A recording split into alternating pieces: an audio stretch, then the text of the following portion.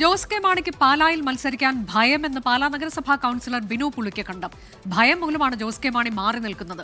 Jose K മാണിയുടെ പരാജയം ഗുണം ചെയ്യുന്നത് റോഷി അഗസ്റ്റിനാണെന്നും ബിനു പുളിക്കക്കണ്ടം പറഞ്ഞു.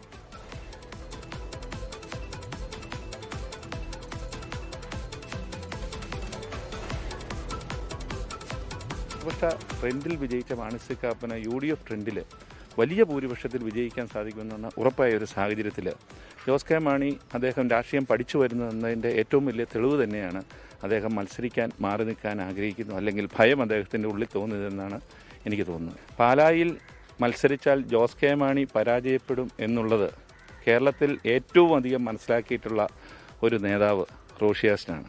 ജോസ് കെ മാണി എന്ന ആ രാഷ്ട്രീയ നേതാവ് അദ്ദേഹത്തിൻ്റെ രാഷ്ട്രീയപരമായ അധപ്പതനം റോഷി എന്ന രാഷ്ട്രീയ നേതാവിൻ്റെ ഉയർച്ചയ്ക്ക് വീണ്ടും വീണ്ടും ആക്കം കൂട്ടുമെന്നുള്ള രാഷ്ട്രീയ തിരിച്ചറിവാണ് റോഷി ജോസ് കെ മാണി പാലായിൽ മത്സരിക്കണമെന്ന് ആവശ്യപ്പെടുന്നത്.